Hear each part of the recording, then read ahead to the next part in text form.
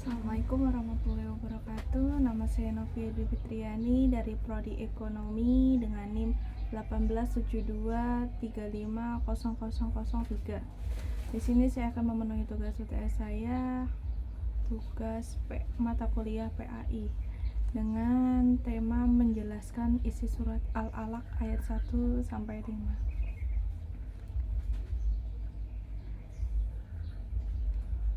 Ayat 1-5 pada surat Al-Alaq merupakan ayat-ayat yang pertama kali diturunkan.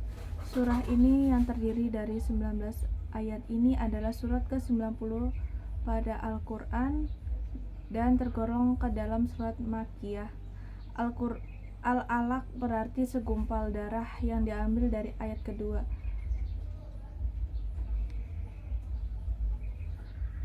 Surat ini menjelaskan mengenai penciptaan manusia serta pentingnya ilmu pengetahuan. Muslim dan muslimah diwajibkan untuk menuntut ilmu sejak buayan hingga ke liang lahat. Sebagaimana banyak ayat di dalam Al-Quran yang mengandung ilmu pengetahuan mengenai alam semesta.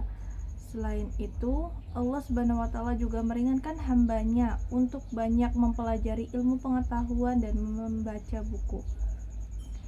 Perintah tersebut salah satunya terkandung dalam surat Al-Alaq ayat 1-5 dengan berbekal ilmu pengetahuan. Manusia mampu membuktikan kekuasaan dan kebesaran Allah Subhanahu wa Ta'ala. Melalui surat ini pula Allah Subhanahu wa Ta'ala memerintahkan hambanya untuk mencari tahu siapa Tuhan yang menciptakan dan memuliakannya.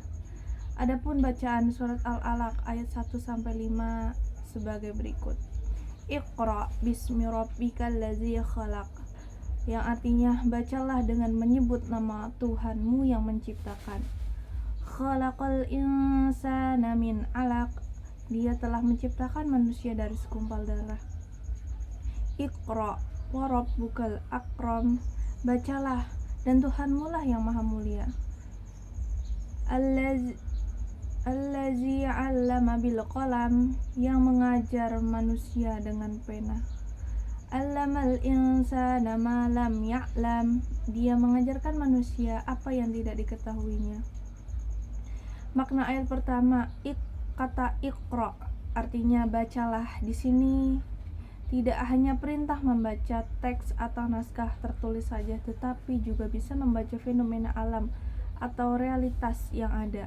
Karena objek iqra tidak disebutkan, maka makna iqra bukan hanya sekadar membaca teks naskah, tetapi bisa bermakna menelaah, meriset, bereksperimen. Ayat ini memerintahkan kepada Nabi Muhammad SAW juga pada kita yang membaca saat ini untuk selalu melakukan penelaahan, perenungan, riset pada fenomena yang ada. Allah Subhanahu wa Ta'ala mengaitkan kata iqra dalam ayat ini dengan kalimat bismi rabbikal ladzi khalaq, yang bermakna dengan nama Tuhanmu yang telah menciptakan. Tujuannya adalah agar pelakunya selalu melakukan kegiatan yang bersifat ilmiah dengan ikhlas, hanya mencari ridho Allah, sehingga ilmu yang didapatkan semakin membuat dirinya merasa takut kepada Allah.